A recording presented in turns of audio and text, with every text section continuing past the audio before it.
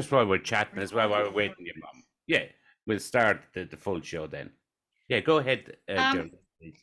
I when I seen the Jadotville photos, I thought this is so odd. I don't know what my father looked like with hair, because I've always known my dad as he just had a bit of hair around the side and he was pretty bald. And I looked at this photo and I was like, damn, he had fuzzy blonde hair. And my daughter always complains because her hair is quite frizzy. And she said to me, where do I get this bloody unruly hair from? And I said, I don't know. I mean, my hair is straight and, so I don't know where you get that crazy hair from. And I looked at this photo and I was like, oh, what the hell? Her hair is frizzy like my dad's. And it was blonde and frizzy and it was just hair. And I actually just laughed because I never knew what he looked like with hair. So I didn't know he actually had blonde frizzy hair. It was quite funny when I looked at the photos. I was like, oh, is that what Dad looked like with hair on his head? It was quite funny. And just while we're talking there, Geraldine, I got my mum's hair. It grows like a weed, but just because you haven't met the guys, Pat and Michael, while we're getting your mum on, is Leo. Leo sent me some pictures today. I didn't get a chance to forward them on to you about your dad. So, Leo, can you come in there, please? Yeah, well, just since I was coming on here today, I just said I'd look up the official record of A Company 35th Battalion, in which Marty, your dad is in, and Pat, your brother Matt is in, and Geraldine, your dad is in. So your dad was part of number 3 platoon. His Yes. platoon commander was Lieutenant Noel Carey, who retired there later on, very soon afterwards as a captain, and who's still alive, and I meet him regularly. With him was Private Tom Gunn, whom I met last Sunday. Oh. Yeah, I met him last Sunday, and quite a few of these people, Paul Malone and so on, Sean Foley, whom I served with myself. Then Corporal McInerney, whose daughter, Michael Williams, you know Corporal McInerney's daughter, Kathleen, up in Longford. Then you had, I'm looking for it here, where am I? Yes, Private Hennelly G, 4th Complucht in Miltory. He was a 4th Engineer Company. That's correct, 4th yes. Field Yes. in Athlone. And he was part of number 2 section. His section commander was Corporal Lynch, and he was number 2 on what we call the light machine gun. It took 2 men to manage the machine gun. And right. And your dad was number 2. And while number 1, Private Galvin, who was also from the same unit as your dad, he would fire the machine gun. Your dad would have to keep him supplied with magazines and keep passing the ammunition to him as required.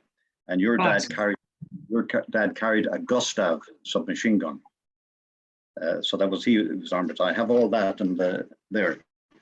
In addition to that, then I have the prisoner of war Red Cross document.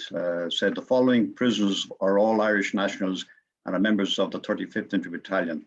They became prisoners in Jadotville 17th September, transferred to Colwezi on the 11th of October. And your dad is here, and this is something that your uncle told me. Your dad had lied about his age to get into the army, like lots of people did. But he's down here anyway as surname, Christian name, place of birth, date of birth, married or single, and a service number and rank. So he's down here as Hennelly Gerald from Mayo, Ireland. He was the only 2 Mayo men were in Jadotville. And he, according to this, he was born on the 13th of February, 1942. That would have made him 19 in Jadotville, but your uncle said, no, he was 17 in Jadotville. Which uncle, who was that? Was that Noel? I don't know, but he lives in Mayo. Oh, it's Noel. That's his youngest brother. Yes, Noel. Well, he said that your dad lied about his age. He told me he was only 17. And he's here as being single, ranked private, and 809650 was his army number. So I just I have that, and I sent the photographs of these pages to Marty about half an hour ago, so he'll be able to Yeah. pass them on to you. And I will forward them to you. Yeah, that's awesome, because we didn't know any of this information prior to all of this, and our family in Ireland, actually, to be fair, they hid it away from us that all of this was happening, and somehow, I don't know, my dad's sister Cecilia, who lives in Galway, she got hold of us and said, this is happening, and the medals and what have you, and that's the first we found out about it, and we had no other information with regards to any of this. And that's when I got hold of the at that time it was the people who were doing the sorting out the medals and contacting family to say, who are you, where are you, and the family never disclosed that my mother was still alive. They said no, they don't know where they could contact her, but actually they did have that information. So that was very disappointing, because that wasn't, I mean, Mom lived most of her life with the family, like I was telling Marty today. Mom lived her life with Dad, not so much his family. I've got it. Yes, We got Mom, you, you're we there. got you, Elizabeth. We've been sitting here waiting on you. I'm so sorry, my darling. No, don't be sorry at all. Welcome to the show. It's a new device. That's the Oh, big look, problem. we've had this before, so don't look at that. We're just talking to Geraldine, and just to introduce you, this is Leo here, Leo Quinlan. I saw him yesterday I saw him yesterday. He's a handsome-looking yeah. man for his age, isn't he? Where is he? I can't see him. I only see Well- you, handsome. Oh, Mom, change your view. If you Yeah, go, I've got yeah, it. maybe if you go to the top on your right-hand side, and you'll see view. If you click on that, and it'll drop down, and you'll see. Just put it on gallery, and you should be able to see all of us, because we've got. I hope I don't lose. But don't lose the voice. Don't lose the sound again, please. Hell no. I can click on participants. Is that No, right? no. Top Okay. right, Mom. Top right. says leave. I don't want to bloody No, leave. no. Wait. No, would I you do listen not to want to leave. Geraldine while she's talking, please, Mum? We understand each other. We love each other that way. That's Yeah. right. On the top right, there should be a little block or an icon, either on your top right that says I'm going to use Daddy's favorite word. There's sweet F all there. there's got to be a little green dot. There's a little green dot there, and I'm afraid that little green dot might just stuff things up again. No, what we'll do is you don't need to see us. We'll talk. we do don't want to see you guys. What You're the devil? fine. I don't want to lose you on the sound, but as Geraldine just said, if you go to the top without and just look on, you'll see the little icon view. If you just click on view and just right click on view, and you'll see gallery. It'll have speaker and then gallery. There's no gallery. My dearest man, there's no gallery on my right corner. Okay, my darling. Well, you can see us, so that's fine. Yes. Anyway, Geraldine, listen. And what I think is happening, whoever is talking, it brings you up. yes. I stay in the and then there. Yeah, Then because I don't have you've got it on speaker, Elizabeth, and just Yes. below speaker is gallery. If you click it, because speaker means then that it's going to just anyone's talking. But that's okay. It's okay. Okay. We just Let's don't see. want to lose you. I'll carry on fathoming things out. It's a new tablet. Please excuse me, guys. And at No, my no, no. age, learning all this stuff. That's all right. It's the way it is. It's great the way it is. We can see you and you have a nice haircut. Thank you. Done. So we're just gonna carry on. We've been recording, so I'm just gonna carry on and we can cut it. Yeah. And first of all, can I just say, Elizabeth and Geraldine, thank you for coming on. And we've got Leo Quinlan here, which I know you've got plenty of questions for. We've got Michael Williams, I was about to call him Michael Lyons, and we've got Pat Quinlan, which is Matt's brother. Elizabeth, do you want to start off asking Leo a question there about your husband, Gerald? Leo, I needed to know. I know Gerald was a POW. I know he went through hell in the Congo, and there was a lot of bombing going on, of course. But it was very difficult when he had the nightmares to understand what he was on about. Now, him as a person, he was he was a good father, but he wasn't a good husband. He was very violent when he got the drink in him. But other times he was jolly and mellow and partying and let's dance. But when it came to the norm of days, he was a real grumpy person. He was very aggressive, very angry with the world, let me say that. The things he told me, and he said that we were sworn to secrecy, we weren't allowed to say anything, we had to shut up. What was there to shut up about? I have no idea. And the things that he did tell me wasn't very pleasant to hear. But I need to know, what was this? Why has he been such a brave man that warranted awards for medals for what he did in the Congo? That's what I need to know. How good was he in the wartime in the Congo? That he warranted these medals, especially the one medal that only a certain amount of them would be awarded. That's what I need to know. On what grounds was this going to be issued or considered? Mom, Yes.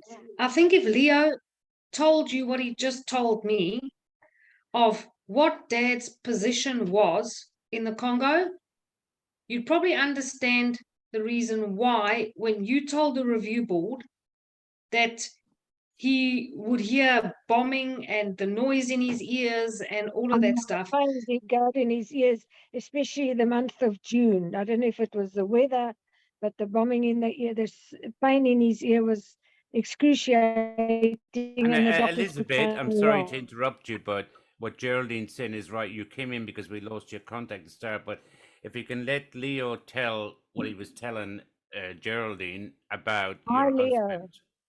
How are you, Leo? I saw you yesterday on TV on that movie. Okay. Hi, Elizabeth. Nice to see you and nice to talk to you. Just repeating what I said a few minutes ago to Geraldine.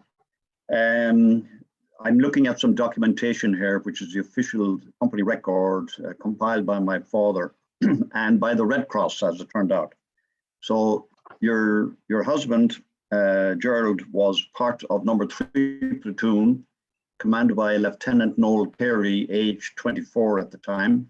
And as I understand from your brother-in-law, Noel, that Gerald had lied about his age to get into the army, like lots of people in Jadotville did. 2 of the guys in Jadotville were 15 years old. Yeah. 12 of them, by reckoning, were 16 years old. And one of them was Pat Quinlan's son, Matt, 16 years of age at the time. He had his 17th birthday as a prisoner of war.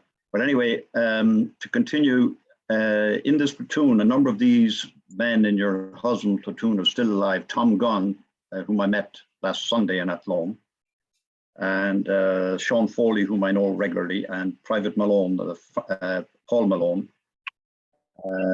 So your husband, Gerald, was in number 2 section of number 3 platoon.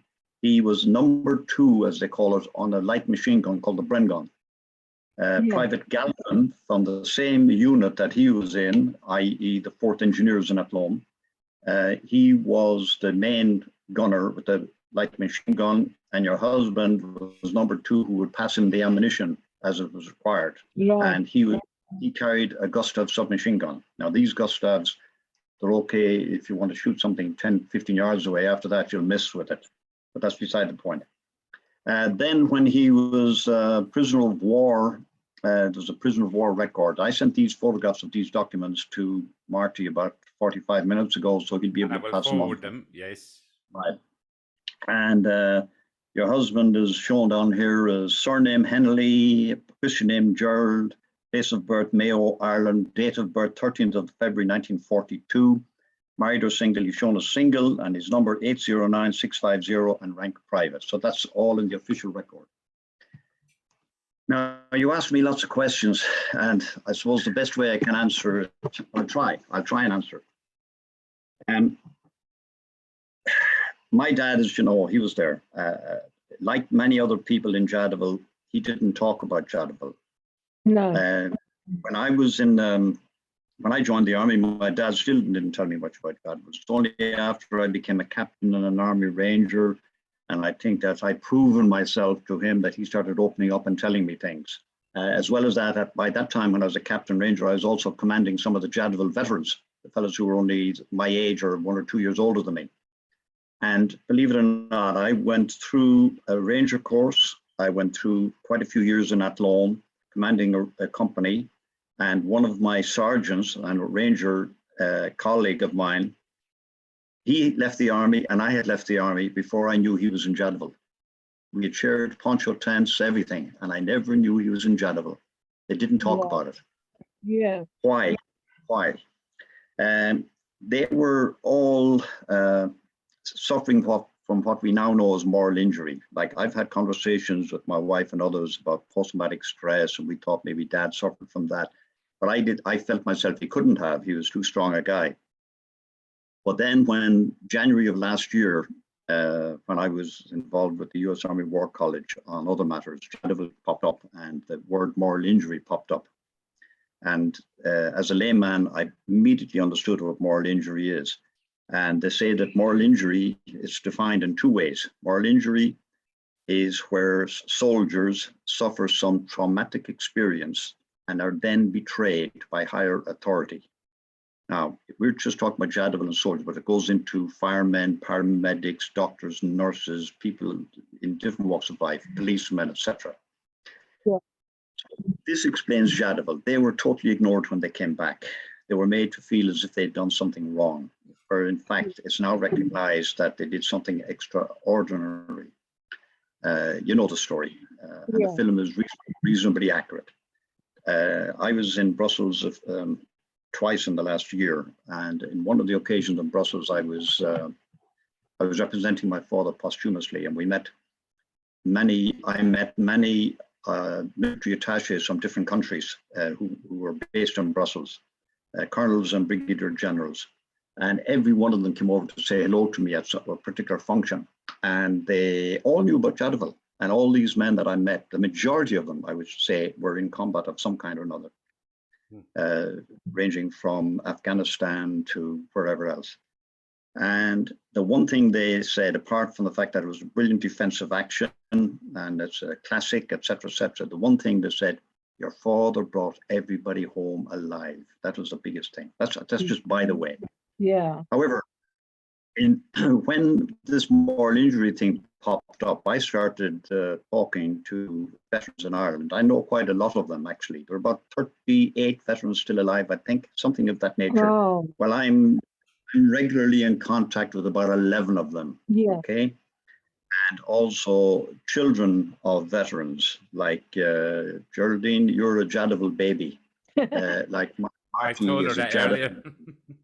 Marty's a Jadotville baby, and it was there's a Sergeant Jeffrey Cuff, aged 89 now. I met him last Sunday, and his son is a priest, Father Liam Cuff, and it was Father Liam Cuff that told me once upon a time, I'm a Jadotville baby, he said. How do you mean? He said, I was born after my father came back. Okay. And if my father hadn't come back, I wouldn't have been born. So Marty calculated, I calculated, between children, grandchildren, great-grandchildren alive in Australia, New Zealand, and mostly in Ireland, there could be about 10,000 people living now that would never have been born if they didn't all come back. 10,000. If it wasn't for your father, Leo, they wouldn't have come back. And everybody else did their job as well. But anyway, the thing was that moral injury popped up and talking to people, they say, the best way I can describe it, I gave a talk on Jadotville one time in a Thai about 3 years ago, and there was this young man. He was a young man in Jadotville, but he was introduced to me coming in, and he said, "Don't ask me any questions. I don't want to talk about anything." And he was in Jadotville, and he sat at the back of the room, hiding away. Oh, sure. At the end of the talk, he did stand up, and he said, "You have to bring everything back to me," he says, and he made a nice compliment to my dad. He says, "All I want to say it so everybody here," he says, "Common and Pat Quinlan, he was an extraordinary man. I wouldn't be here alive only for him." And then he sat down, very embarrassed and so on. But Well, later that's- on, he started talking more about it. And the same thing then, he said, "I never spoke about Jadotville. I've talked to children of Jadotville veterans, and they said, my father never spoke about Jadotville. My father never told me he loved me. My father always went silent at strange times," and so on. So the side effects of Jadotville, as described in a couple of books and by experts who have studied it, and they are the experts, I'm only a layman, but they describe it, the effects on people who suffer from moral injury. They go silent. That's the main thing. They go silent. They don't talk about their experiences, No. maybe until the end of life, or maybe until something triggers them off, like the film, or Yes. reading some newspapers, and then they start talking about it. Secondly, they find it difficult to have interpersonal relationships, and I've Yeah. lots of experiences, people I've met in that situation. They become depressed. They can drink too much. Two of the Jadotville guys, I was only reminded about it last Sunday, two of them ended up in mental homes in the Midlands. And unfortunately, some took their own lives, as we know. Sorry Which is for, sad, eh? yes, there's supposed to be 5. I know of 5, but Lieutenant Noel Carey told me recently, probably closer to 10. Well, can Wow. I just jump in there, Leo? I've been talking to Geraldine. We had a good chat. Is when you're talking about there's 2 different types. There's a slow killing yourself, as in taking suicide, and then there's the drinking and everything like that. But can I just bring in Geraldine, because you're a Jadotville baby, as Leo said? Can I just bring you in because you were born in South Africa?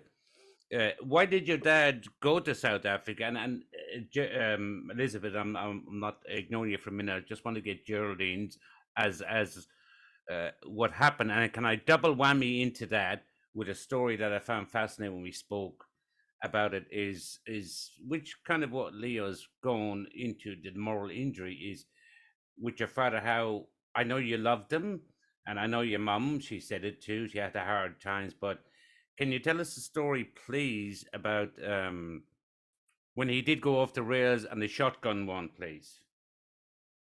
Oh, it was, we lived rurally, because Dad was grown up on a farm, and he bought a piece of rural land, 10 acres of it, and we grew up there as teenagers, and I'm not sure what triggered it off, and it was over a weekend. And in South Africa, most people have a handgun, a firearm of some description. Yeah. And I don't know what triggered it off. And it was pretty dark where we lived. I mean, we lived in the middle of nowhere. Yeah. And my sister, mom, and I ended up being chased out of the house.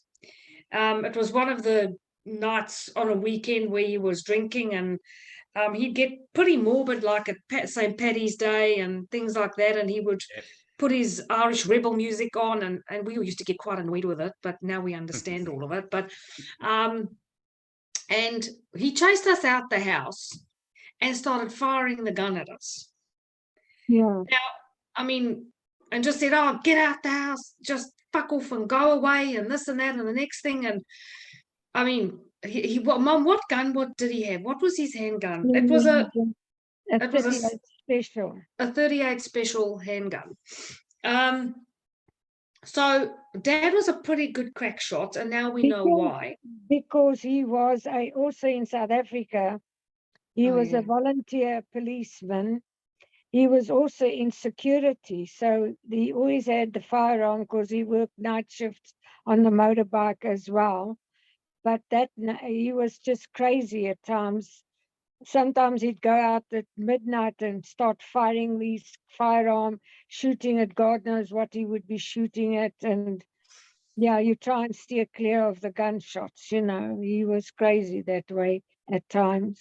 And Elizabeth, how did you cope with that? What did you work out? Or have you worked out with moral injury? I know we spoke, and I know you loved your husband, but you've told me also, in my circumstance, is the violence that happened in the house. Well, I left him 3 times. I threatened divorce with him if he didn't stop his drink and his ridiculous behavior.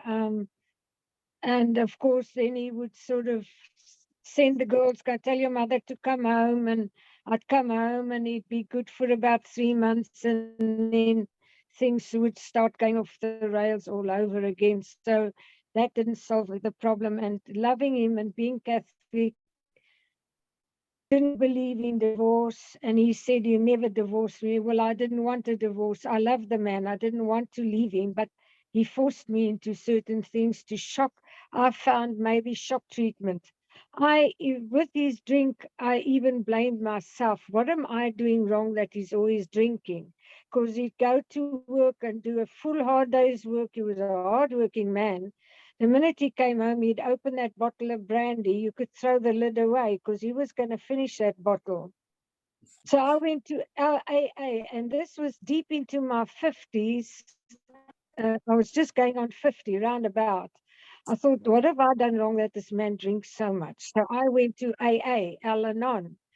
And there I found out, okay, alcoholism is a disease. It's incurable, blah, blah, all that jazz.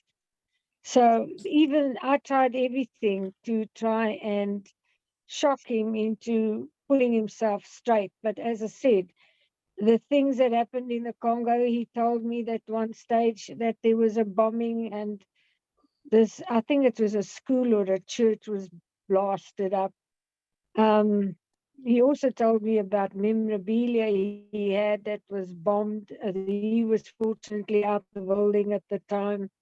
He also told me about his trip up into the hills and into the mountain to go and fetch a priest and nuns to bring them down away from rape or murder risks. And he said they battled all the way up with that truck to go and fetch him, and they refused to come down the mountain. So they had to leave them there and they were massacred.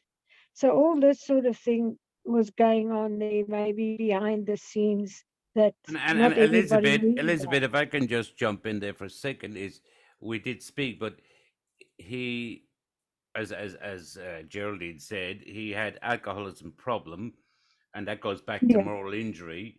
Do you find, I did speak to Geraldine, do you find satisfaction knowing what he went through and kind of give an understand? Because we did when we spoke, if I can say it, is he I know he was violent with you in particular, not with your children, just with you, and then but you still said to me that you actually loved him. Like, so how do you explain that? I don't know. Maybe it's just one of those things. And my dad still said to me, when he used to be abusive towards me, my dad would say, you must have done something to aggravate the man. What did you do wrong? So, of course, Daddy took my husband's part every time. And I would say, Daddy, I don't know what I've done wrong. He just went crazy and started swinging himself around and swung my little girl, Geraldine, right across the lounge. She was only 2 years old. I don't think she remembers it. Things like that was horrific for me to come to terms with. And with the love that I had for him, I feel better now that I was bitter at times. I was crazily mad at him at times. And listening to what happened to him, it makes me feel empathy and understanding. But it's a pity it's so many years later to I come know, to Leo, can I bring you in there to answer to, because this is, and Elizabeth, you're just amazing, and we're going to come back with Geraldine, and we've got Pat and that. But Leo, can you come in there, please? Because you've Yeah, got, just a couple of things, Elizabeth, that occurred to me. Your husband was a very, very young man. He was only a boy in Jadotville. He was recommended for 2 medals. He was recommended for the Military Medal for Gallantry, which is the equivalent to the Victoria Cross or the American Army Medal of Honor, Congressional Medal of Honor. He was also recommended for the Distinguished Service Medal.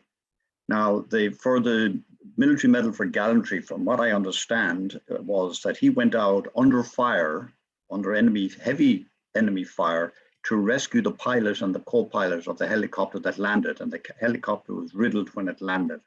And a few people went out to help them, and your husband was one. And for this, he was recommended for the Military Medal for Gallantry. And he must have done something else as well later on, where he was recommended for the Distinguished Service Medal. Now, the Army does not deny that he was recommended for these medals. It's there in paperwork that I have to say that Michael Williams, who's on screen here at the moment, it was he that found these papers, I think November 2018. He found, and it clearly states that your husband was recommended for these 2 medals. Now, nobody in Jadotville got medals, but that's a totally different story. Sorry, it's not a totally different story. It's a big bearing on it. Because the Army hid everything about Jadotville, the men of Jadotville felt they had done something wrong. And the same thing with Matt Quinlan, as we've said. If Matt Quinlan and your husband had got the medals and the salute from the Army that they deserved, yes, I have always maintained, and I know that Pat Quinlan will agree with me, and because his sister Bernadette and I've had these conversations, Matt's life, your husband's life, and others, their lives could have been totally different. Now, the question is, why did the Army ignore it? And why did the Irish authorities ignore it? Can I just interrupt for 1 second? Please continue. But what you were saying is, would their lives have changed? And I think Elizabeth, you would probably, and even Geraldine would agree with this. If their lives were different, they got recognised. Would their families and their wives' lives have changed? Would have been better for them? Absolutely, absolutely.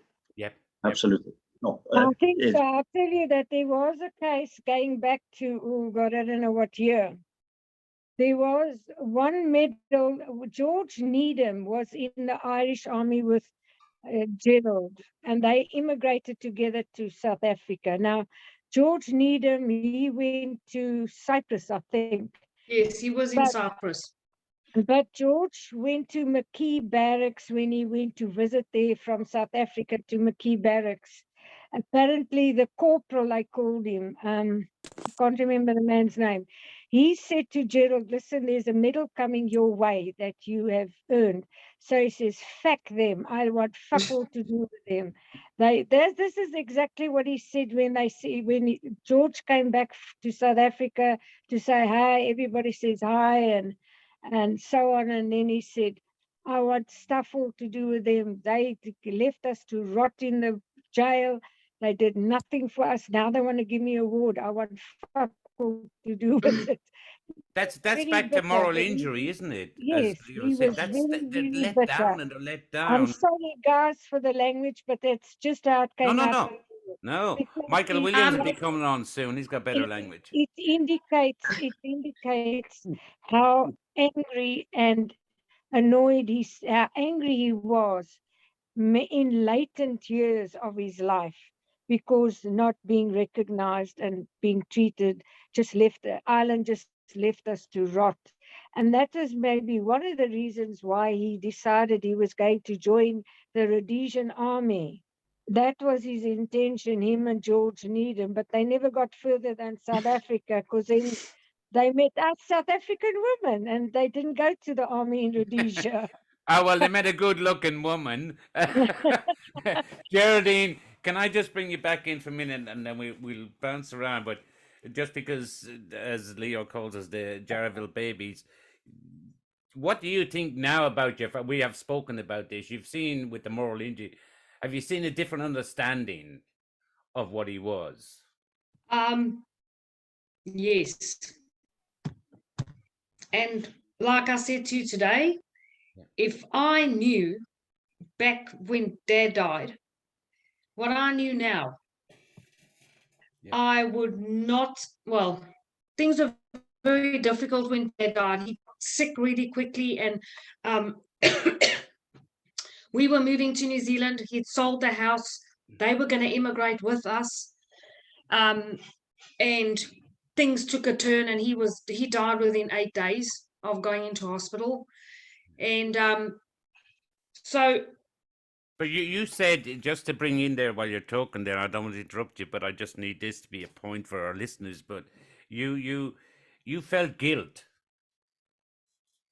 yes, because there were times where Dad was he didn't talk a lot. He never said, I love you, come here, give me a hug. He Oh, would no, only do that never. when he'd either been drinking, and then he'd say, come here, my Colleen, give me a hug. And then we would get all irritated with him, as teenagers do. You know, their parents Yeah. irritate them anyway. Yeah. But then when Dad stopped drinking, I remember it was a Wednesday. He came home from work, no bottle of brandy. We carried on. Wednesday came, Thursday, Friday, and I thought, okay, Friday, definitely. Friday, Saturday, Sunday, and then that was it. He went cold turkey from a full-blown alcoholic, no assistance from a doctor, nothing. He just stopped cold turkey. And at that time, I'm not sure how old I was, and then I had Liam, my oldest son. Yeah. And then I seen a total change in my dad.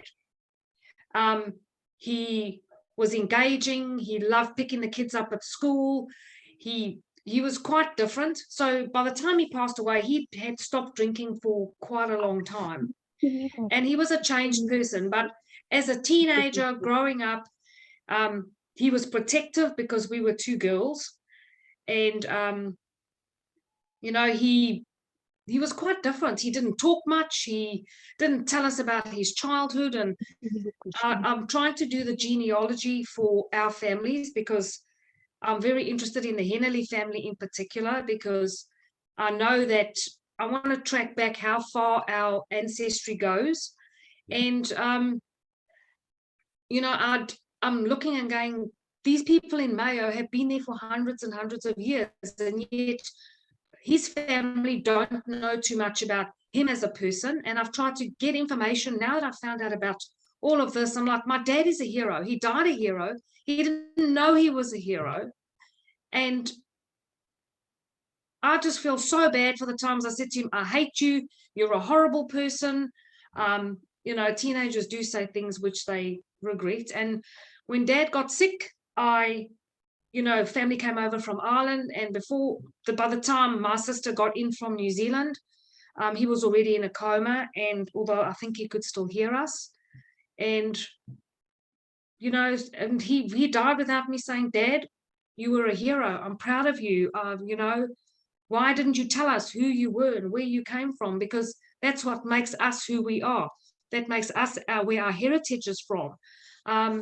You know, now I'm telling my adult children what a hero their granddad was. And Yes. they lost their granddad at the age of 60. Mm. He was 60 years old, and he's gone. So that is where that guilt comes in about, I should have done things differently. I should have said this. I could have done this better. And if I had my way now, when dad died, I said to him, Dad, do you want to go home? When he was half in a coma, I said, do you want to go home? And he was almost it distressed him, because I wanted to know that, I know you're going to die. Do you want to go back home to Ireland? Do you want us to bury you at home? Yeah. And it's like he didn't want to. It almost distressed him, like, no, I want to stay here. And it's funny enough, he went to Africa as a child. As an adult, he wanted to go back there and join the Rhodesian army, and he died in Africa. So he obviously loved it. He loved Africa. He loved the bush. He loved, you know, so If I could have my way now, I would have buried him as a royal person.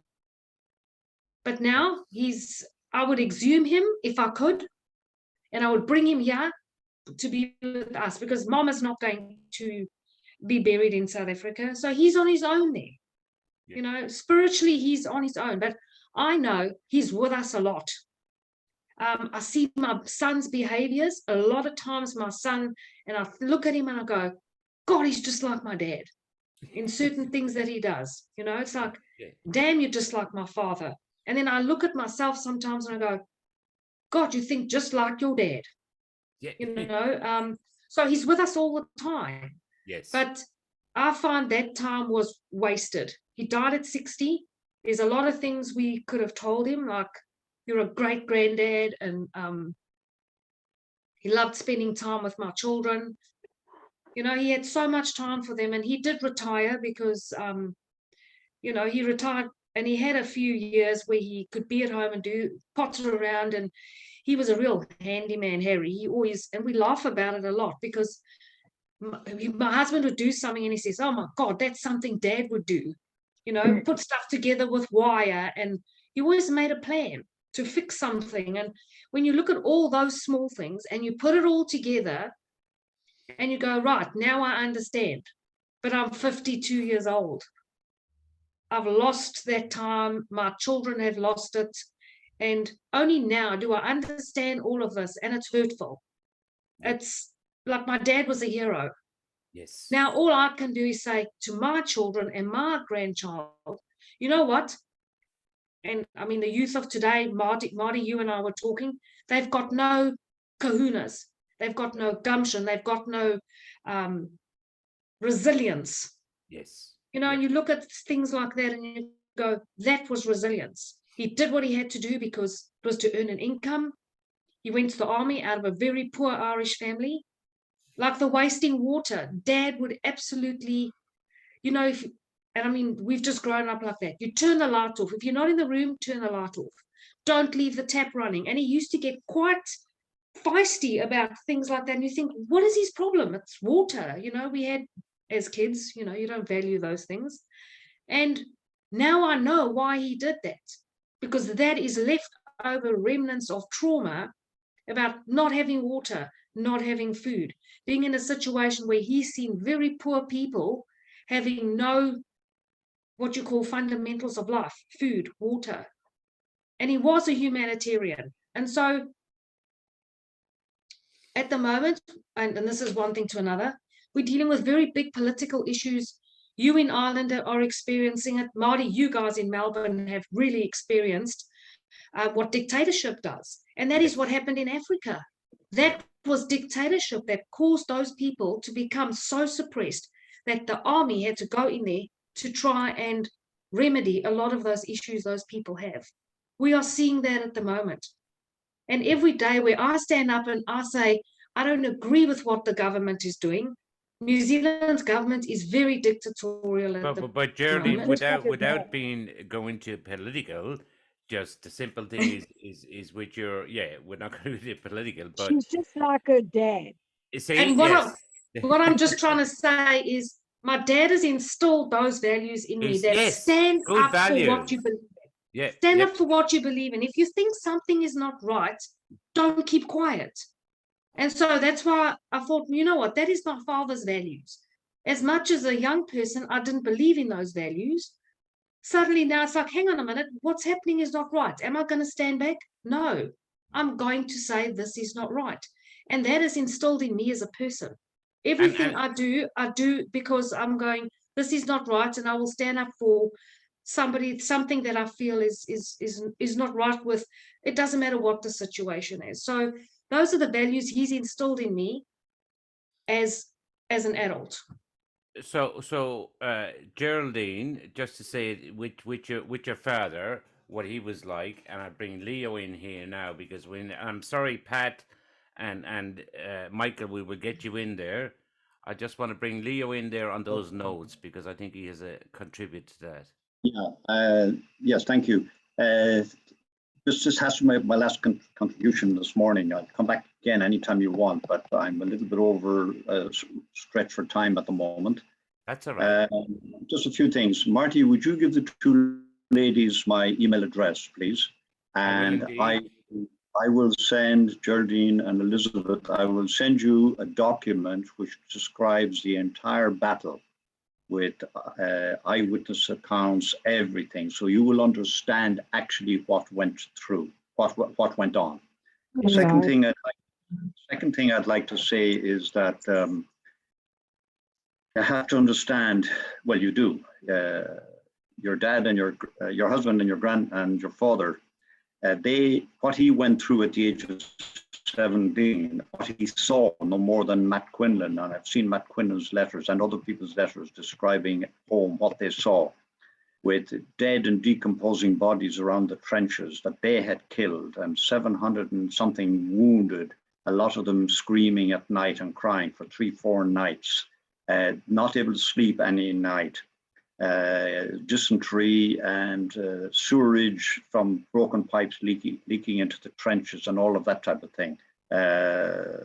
Michael, your father went through all of that as well.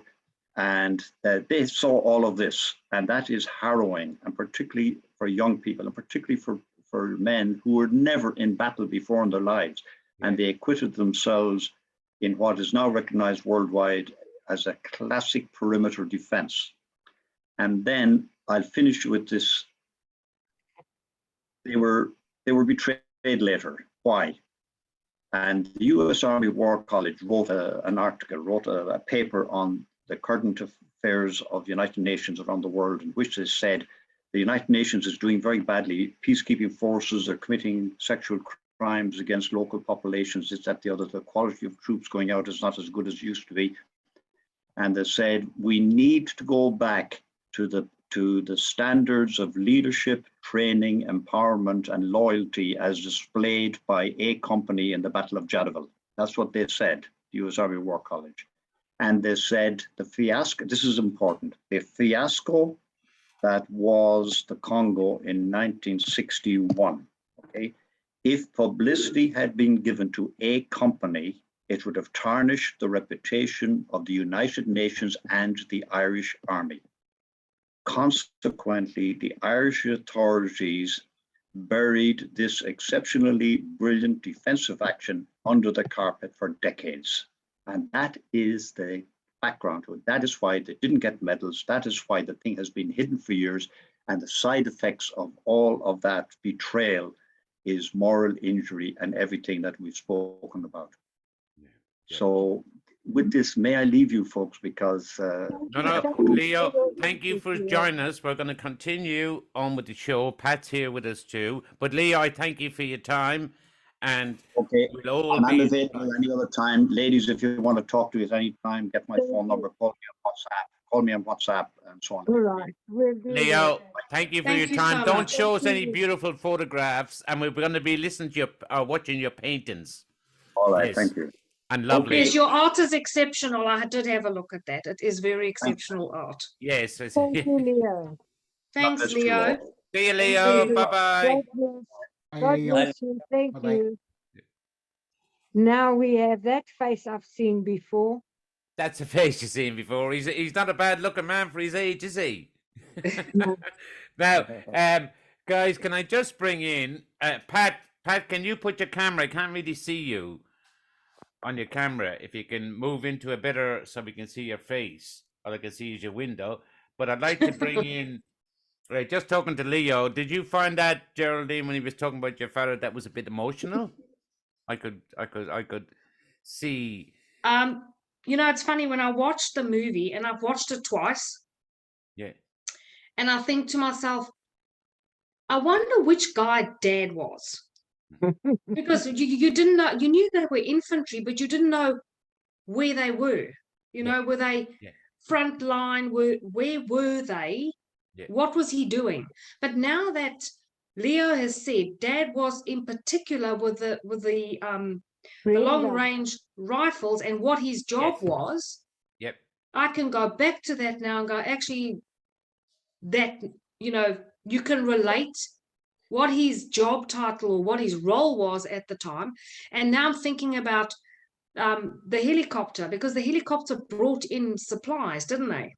That's right. Yes. Yes. And when they brought in the supplies, now I can think, okay, so I can relate, let's say in character format, what Dad was doing.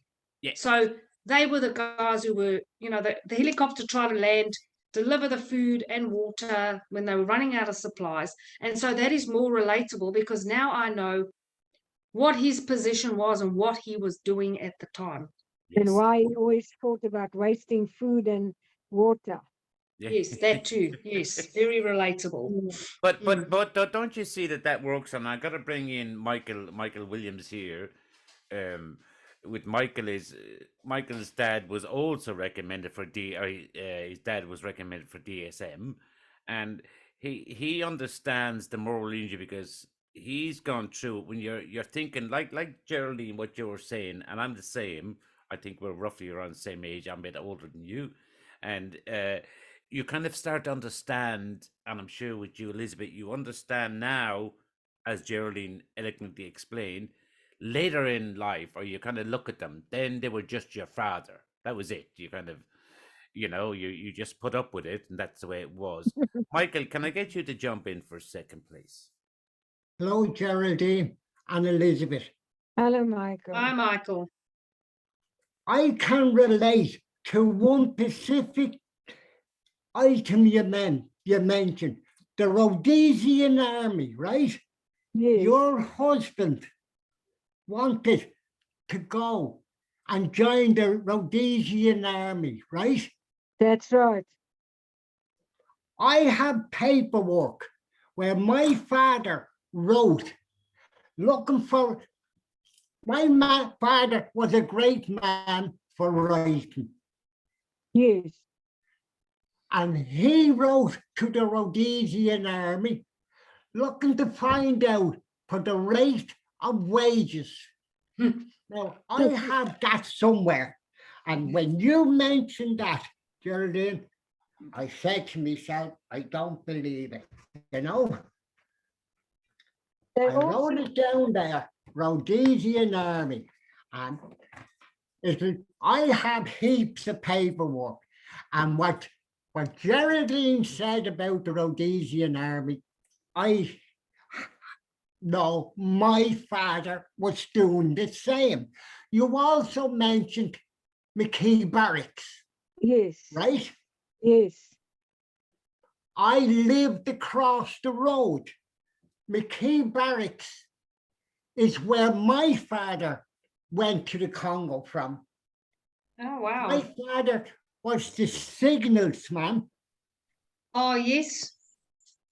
from Eastern Tell Command. just tell Elizabeth the story, and Geraldine, but tell them the story about your father with the signals, where obviously Geraldine's dad was and Elizabeth's husband was, and as Geraldine just said about, I often go out and look at the garden and doing stuff and thinking, at 17 or 18 years age, Marty, your voice is very low.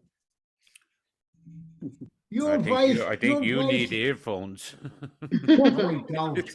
You need to get your mouth I don't ears. think it's me. I can talk. No, but, it is but you. Can you just for, and we've got to bring Pat in here. Pat's Yeah, sitting there.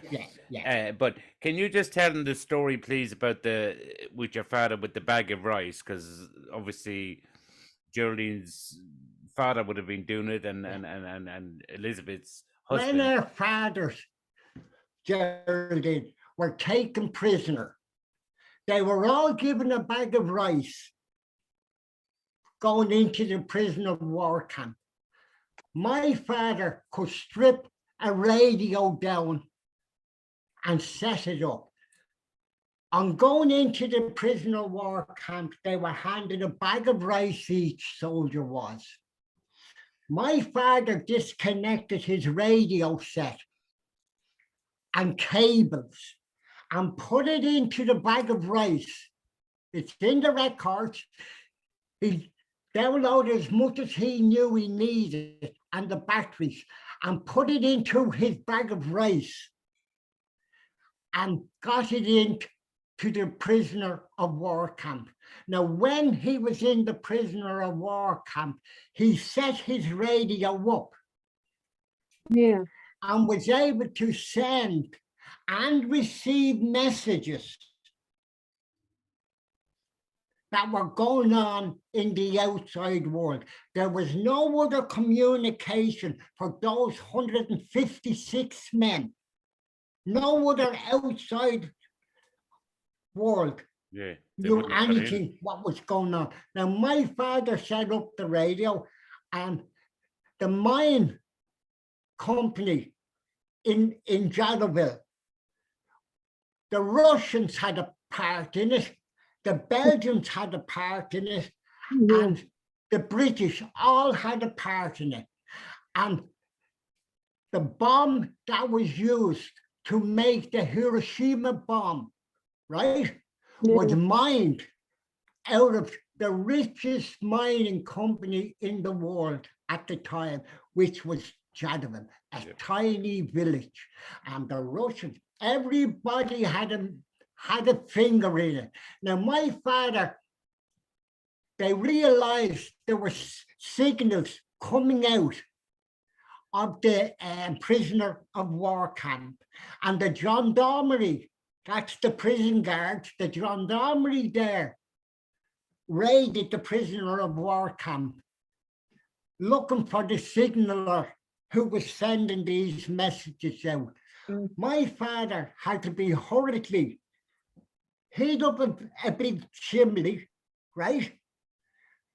They found the radio, and the men then had to hide my father. He was going to be shot had he been found for what he was doing. Now, my father, during the time they were prisoners, there was renegade Irishmen who were able to speak Irish.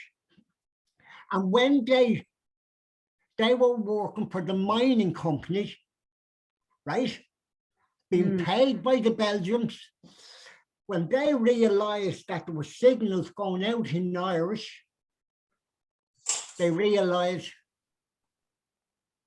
the raid. The raid continued, everything. But my father picked up messages going out to England. They didn't come to Ireland. They were going to England first. And then my father said, picked up a radio signal that said the English reported first about the men in Jadotville as being prisoners. That's right. Nobody knew about it. The Irish army knew nothing about it. I seen all the newspaper clippings, but Michael, let me just bring Pat Quinlan in. And introduce to Elizabeth and Thank you, Geraldine. Michael. No problem. We'll talk again. Well, Yes. stay on there. We're not letting you go there. Now, Pat, hello, Pat. Hello, how you doing? How's everyone? Good in yourself, Pat. Good, Pat.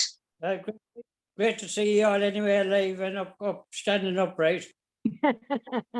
Yeah. I wanted to say one thing about Gerald and the like of that. I created an album and it took me 2 years with a lot of help, and it was a pleasure. And I didn't never met Gerald, but I was in the same engineer crowd as Gerald. He was gone at the time. Now, Gerald, when he came back and the like of that, I believe, he was with engineers, which was, we were trained how to blow up things and this, that, and the other, and how to fire a rifle. But mostly, we were explosive kind of experts. Yes. Now, Gerald came back anyway, and he was going ahead with himself because he joined the military police. That's right. The military police were giving you a stripe on your hand, which was promotion. It was the quickest way to get promotion, which meant that Gerald had it in his mind anyway, that he was going to go a bit higher. And I'd say he would too, only for the crowd silenced them and silenced every one of them, no more than myself, because I joined the army in 62 as a 15-year-old in this. And I went with the intention and Did you lie about your age? No, I was, to be 15 to 17 to do 9 years to get a training as a mechanic or whatever the reason may be, you know. So my brother told me don't join the army, but I promised him I wouldn't, but I still did because I was determined. Typical I- I Irish. promised I did, but I did. I promised I wouldn't, but I did. Sorry. That was a good one, Pat. I told a lie because my ambition was very high to find out, to see what was going on. And I made my way to custom barracks in Athlone in 1966. It's low. Yeah. 10 people or more that were in Jadotville. And the first man I asked was a fella called Paul Malone, who was still alive in Waterford. Asked him what kind of a soldier was my brother. And he was silenced, and it left me in a doldrum that I didn't know whether he was right or wrong. And I was left wondering. But Matt, I idolized him because he was the eldest. And he was a good, fit man. But he told me a story one time in the golf rings. He didn't say much about Jadotville, but the second he was put in charge of a mortar crew at 16. 16 is only a gossin. He only ever fired a catapult in his life in Ireland. He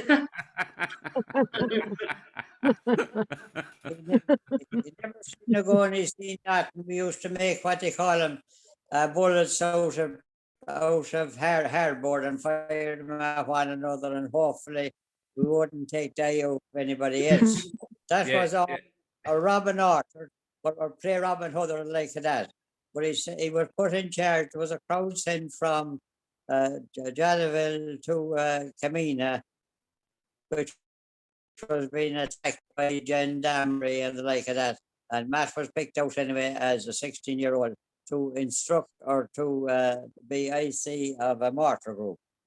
Now, the man in charge there would be Donnelly, William Donnelly, Lord of mercy on him, a good officer, and only for the officers and the NCOs, all them men were killed, and the officer. Now, the second bomb he threw off anyway, he said all he could see going up in the air were body parts. Now, for a 16-year-old to see that, Yes, it is. I never see anything before, not even in a film he seen it. Yes. That was what they got together. Now, he Well, that- changed. Sorry, Pat, not to interrupt you, but that goes back to what we're talking with Elizabeth earlier, and especially your brother Matt, which is obviously, very close to my heart with everything, is for our listeners, with your brother, he served in Jadotville and in the Congo, and then we were just talking earlier about Geraldine, about your father, where he made a Congo friend and then moved over to South Africa. And I'm just looking at some similarities. Forgive me if I'm wrong, but your brother went to the outback in Winton and Queensland, had a good life, but there's still two different types of. He obviously chose the quick way by committing suicide. And for the viewers, don't be distressed, but it's wide known. He used a shotgun, and then you came over then to Winton with the Aboriginal people. Can you just tell our viewers a little bit about that, please, Pat? Well, you see, Matt, it took him 30 years anyway with nightmares and everything like that. Yeah. So, Which Elizabeth and myself were talking about earlier, but I'll bring you back in a minute, Elizabeth, because I thought this would be something that we did speak about that yesterday. Sorry, go ahead, Pat, please. It took him 30 years to come. He had nightmares and everything like that. He lived with Aborigines. He spoke gibberish. He wanted to be out in the open air. He was a very educated man. If it didn't happen, if they said to him, "You've done a great job," he'd be still here today. Yeah, yep. But it wasn't to be anyway. And my mammy, she was very nice about everything. Yeah, she understood it, and I think I'm just going to bring Elizabeth back in here because we did speak, and we've all spoken about this in particular, and Pat, you did on the last show, is when the wife or the partner, whatever case, they seem to know more than the person that's, you know, doing it, the soldier, as in Jared. Um, he didn't there was violence there and there was loveliness, great times, but they didn't understand. Would that be correct? That'll be correct. Now, I have spoken to most of the survivors, the siblings and the like of that, and the stories I have heard are unbelievable. Yeah. And I will not repeat them anyway, but everyone has a story and it's true. And there's some of them, most of them have moral injuries. Yes. And I think the only way we're going to get through all this anyway is to talk to one another, to try and figure it all out. The army done very wrong with them. Pat Quinlan brought them all home to be ridiculed. They were trying to save Conor Cruz O'Brien, this foreign affairs. It was In what, can I ask this? Yes. In what way, why were they ridiculed? For what? Because they were told to keep silent because they done so much of a good job. They were And it- basically Yes. told that why did they stand down? Because they just gave up. Because They just gave up. Why didn't they carry on? Because they surrendered after no water or food for what? They 6 had days or nothing so. because the helicopter came in and it was all tainted water. Everything was what they call them gone astray. They used their bullets twice.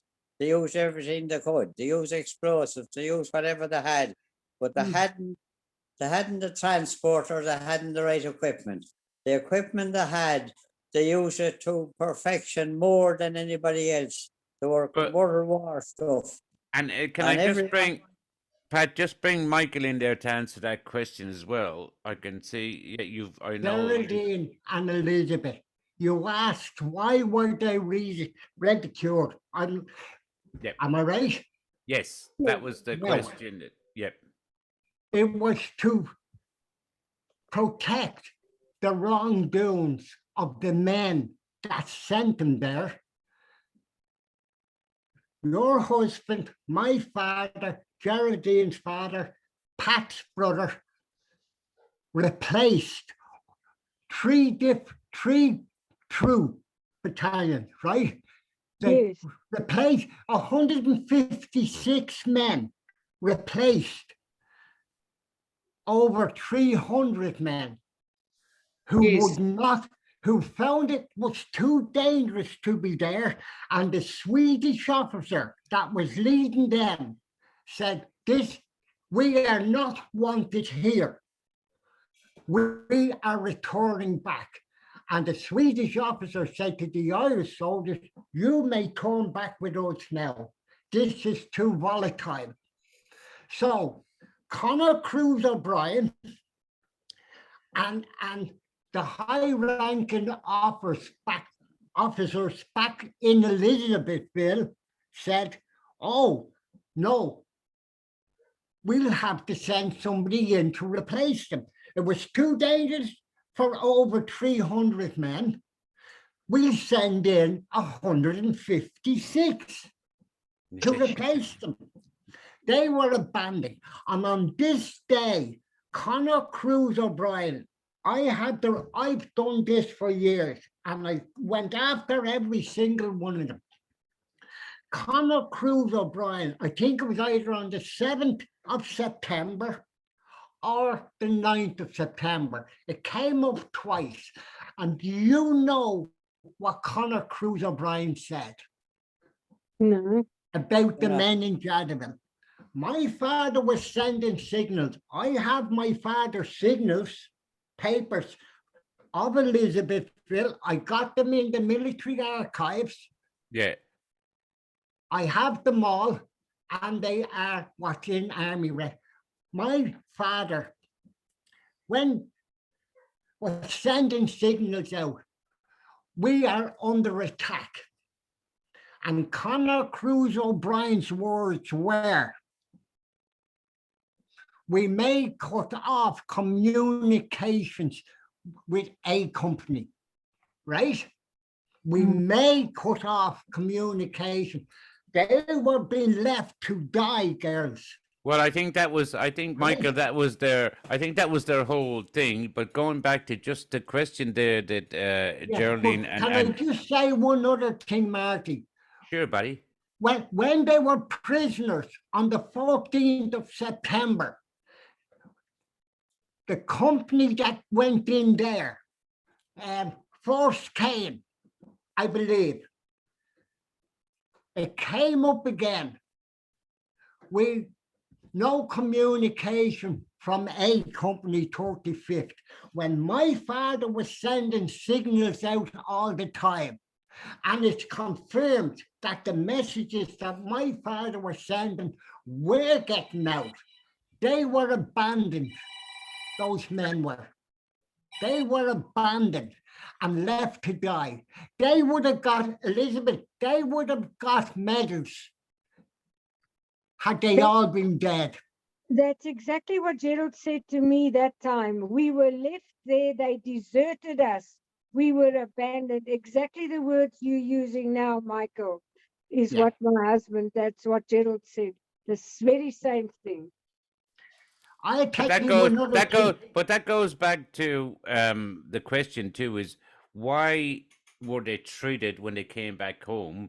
And these gentlemen are more qualified.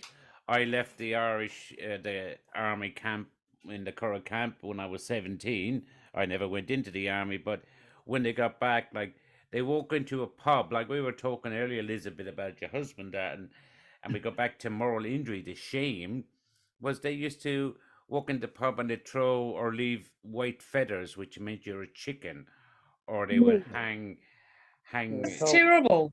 It's you know. terrible.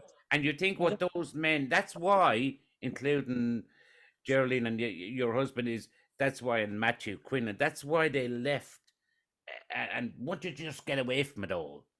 That's why they went over, Yeah. over it. You know, Michael, you've kind of clarified a lot of things because, look, let's face it, that review book is overwhelming to sit and read, number one. Yes. Second of all, Gerald- you have Geraldine, that review group book, Yeah. I call that a big toilet roll. That's all that is. Well, the thing is, now that you've given us a bit of insight, because looking at it from what you are saying, so and Dad, funny enough, he hated the UN, right? And you've kind of clarified a lot of the bits and pieces that we've got, and I can understand why. Because number one, he wanted to get away from Ireland because of the way he felt. Second of all, he blasted the UN all the time in conversations we would have just in general, because he loved politics. He would blast the UN for a lot of things, and you'd go, okay, and you'd wonder why. But now you've clarified that, because that's exactly what happened. They hid everything. They Yes. sent people in as, what do you want to call them? Scapegoats. Collateral damage. Yes. They wanted them to be collateral damage to cover up, and I suppose that's what politics is. You know, they covered up everything, and of course it didn't pan out the way they thought it would, and so they had to hide it all to justify. And of course, these guys, all of them, they banded together. They came back and they went, now we're going to show you. And they stood up and they said, now we're going to show you that we're not collateral damage and you are not going to take us out. So what you've said there, Michael, and you've filled in the little gaps, it makes more sense. A lot of things that my dad said, in hindsight now, once again, you saying something and I'm going, actually, that makes more sense why the snippets we always got were at the time that didn't make sense, or why do you say that? Or he had a very, very keen, deep interest in politics. And now I understand why. Also, he kind of like wouldn't trust much of anything he was ever told, and he would question it. Yeah. And that is the clarification as to what you are saying there. No, I The other thing, and everything. on another note, my dad hated rice. And He did advocate he would never eat rice. That's, Now that's we why. Oh, very good, Geraldine. Yeah, and now Now, that you guys, say that, listen. Just can I just say that we're running out of time on the show. We've Yeah, gone yeah. way beyond. But I'd just like to get. We'll come back and certainly have Elizabeth and Geraldine on the show, and obviously Michael and Pat. Could I just get a couple of minutes from all of you, and I would like to start with Elizabeth. well, all I can say is thank you to you, Marty, and to the gentleman that's given us their input. It's clarified a lot of things for me. So I feel more at ease, but I still feel that medal should be awarded. And it's, I don't Oh, know, I really feel just to make us feel justice has been done. You know and, what and I'm not only saying? that, but Elizabeth, also just what we've been talking about and listening to Leo Quinn, and Leo had to go, but listening to, and I'd be honest with you, I didn't know much about Geraldine, your dad, or your husband, Elizabeth, but, and speaking to these gentlemen, Pat and that, but I think without medals or anything, and I've said that to these two guys and Leo, everything, just even meeting you guys and everything is, we have medals because we're able to talk about this stuff. Yes, You yes. know, that will come up, but just being able to express ourselves about it and talk about it and just getting it out there, because a lot of stuff I didn't know, as I said to you earlier, Geraldine, I couldn't even spell Jadotville.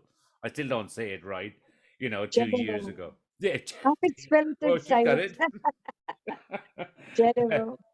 Now, can I say, Geraldine, could you say something before we go, please? so I suppose from me, it's giving me a little bit more knowledge about my dad as a person. And when I'm saying that, I mean, he was a young man, obviously, but I only know him as a parent, as a Yes. father. Yes. It puts a bit more substance into what he was like as a person, his character. Yes, sometimes he wasn't a very nice man, but it helped me understand and clarify. Okay, that was the issue. Yes, I understand, and yes, I am regretful that there were a lot of things that we could have done differently, and it's always the coulda, shoulda scenario. Yeah. But just the justification and you can't always justify bad behavior, but you can justify the cause. And for me, my children know my father was a hero. I have told them that. They know who their granddad is. And when I say to them, these things all build character, question everything. All of those things come from your upbringing. A lot of who you are stems from your parents or your grandparents, your heritage, where you are from. Where are you from? Yes. And that's what Okay. I need to understand about my dad. And I've just got his you just medals use the here. words. You use the right words there when you just said there, and I find the same. Geraldine, is you're understanding your father now. You're understanding what behaviors, and now it's Yeah. just knowing what they went through. God loved them as well, even though the circumstances. I wish it was different, especially in Yes. certain circumstances. It's just a thing that I would probably say all of this helps him, I guess, his soul rest, his spirit rest. He probably died a very unhappy man, disappointed in life as a rule. He made the best of the life he had.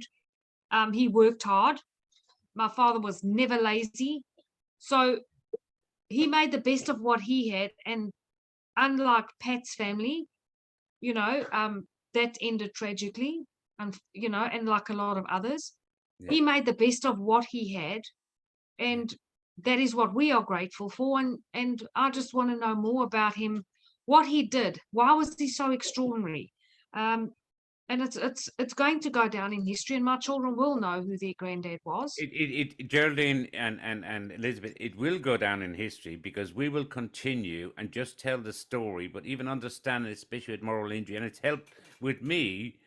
You both know my story, everyone on the show, but it's just helping people. Now we're going to finish up on the show, but Pat, can I bring you in for a minute, please? And Pat, Yes. and Pat, you're going through, such as the girls know, Pat's a very strong man. He's going through a bit of chemo at the moment with cancer, but he's a fighter with it. So Pat, can I just give us a last word there, please? I'll Yes, say I will. some prayers for you, Pat. Thank you. All them young lads went out as children and had to grow up to men overnight. Yeah. And they done nothing wrong. They were blamed for it. They were never under fire before. They never shot in anger. They were put in a situation by other countries that they didn't want to even, they weren't Pat Quinlan only for the commander and a couple of good NCOs and the like of that, and the way they fought. You never would get a bunch of men like that again together. It was how their own army treated them when they came back, men that served with them. I walked among a lot of heroes there. I never knew I walked among as many, and I was proud of them. And I would not, what they call them, let them down. And I will, moral injury is the biggest item that's going to go in the back door there and sicken the army. And if I never got anything out of them anyway, that is in Queensland now with the Aborigine blanket over him, and he's safe. And they wanted me to bring him home, and I wouldn't bring him home to a crowd that want to glorify him in death, and not when he was. Yeah, I hear exactly what you're saying. I understand what you're saying. Yeah. And I am delighted to meet Elizabeth and a whole lot. I know you from writing with emails and the like of that, but it's actually a privilege to meet you all. And that moral injury is a big issue, and I think it's a back way into the conscience of those that done the people wrong that didn't deserve it, and they should be still around. Yeah. Or maybe they'd have a better life or a longer life. And there's the violence anyway. It's outrageous, but we can't explain it. But they got a terrible time. Not their own fault. It wasn't their own fault at all. The army done it all to them. Yes. Yeah, Thanks, absolutely. Marty. Thanks for everyone. And Pat, thank you. And Michael, can I get you on the last word there, please? You never get This me could with a take last word. take an hour. Yeah. Now, listen, lads. This independent review group Yeah. had already been predetermined what the results were 3 months before any of us children, wives, brothers or sisters were being interviewed by this review group. 3 months beforehand, the Defence Forces knew what the result was, and it was to be only one medal. Right? Right. That will show you. And that Leo Quinlan can confirm that as well. I know. Yeah. So, Guys, like, we're out of time. We have to go. Yeah.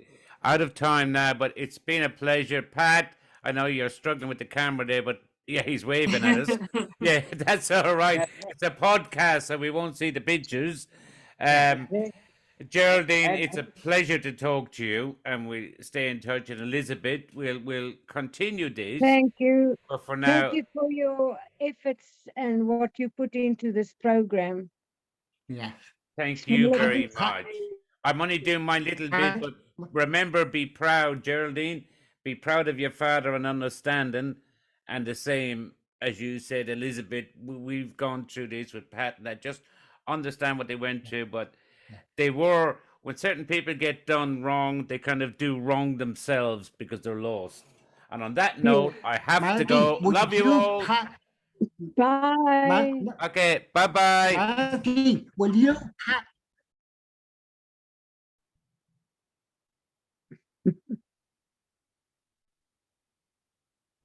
That's all right. Hello, Pat. Hello, Marty. All right. Hold on. What- Hello, what's I all thought my right? on with a thing. I have to cut the show. Yeah. Okay, Marty. bye bye? All right, love you all. Bye bye. Thank you. Bye. Love you all. Chat God again. bless. God bless.